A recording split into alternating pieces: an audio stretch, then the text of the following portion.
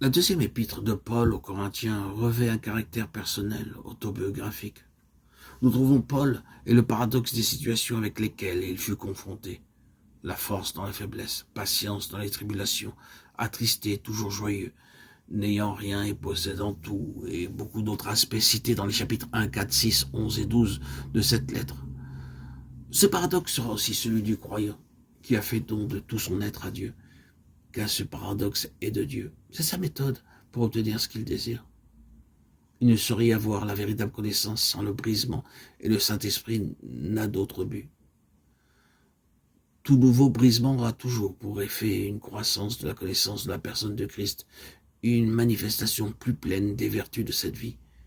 Et l'œuvre subjective de la croix va se poursuivre pour que soit maintenu en nous un état de faiblesse et de dépendance.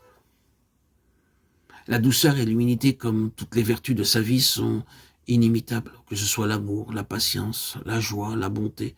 La voix douce d'une personne n'indique pas nécessairement la douceur. Elle peut au contraire cacher une volonté dure.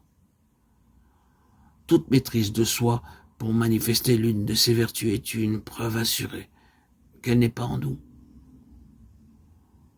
Au début de ma vie chrétienne, j'exerçais le contrôle de moi-même afin d'avoir bonne contenance dans les situations ou circonstances diverses que je rencontrais et m'attachais à avoir un visage qui exprimait la joie, car c'était la compréhension que j'avais alors. Un chrétien ne pouvait être que joyeux en raison de son salut, et je ne comprenais pas qu'un aussi grand homme que Néhémie pouvait avoir le visage triste.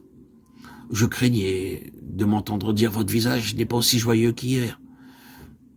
C'est là la stupidité de l'homme naturel en nous. Paraître. L'imitation du divin est une impossibilité absolue. Ce que Dieu fait en nous s'exprime naturellement et notre âme ne pourra jamais produire cela. Nous resterons jusqu'à la fin de notre séjour ici-bas des vases de terre et rien d'autre. Ne pensons pas que par notre nouvelle naissance, Dieu fait de nous des personnes exceptionnelles. Il est vrai que nous sommes une nouvelle création, mais nous serons bien des fois les propres témoins des velléités de la vie naturelle et de la corruption qui habite en nous. La sagesse de Dieu consiste fort justement à nous révéler combien faibles et incapables nous sommes. Et c'est là l'une des raisons des mesures disciplinaires auxquelles il nous soumet.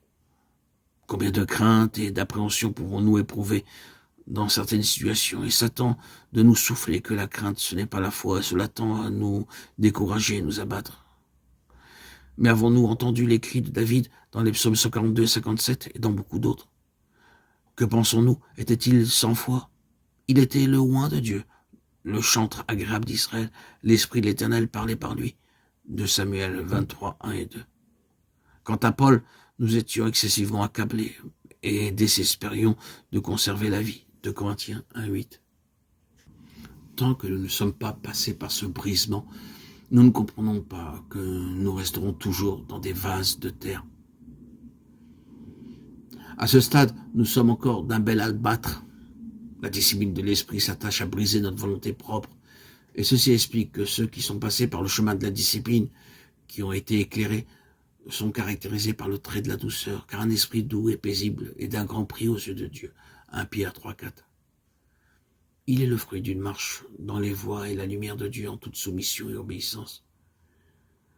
Il faut laisser le temps au Saint-Esprit d'accomplir son œuvre en nous avant que ne commence à se manifester l'odeur de sa vie par le moyen du vase.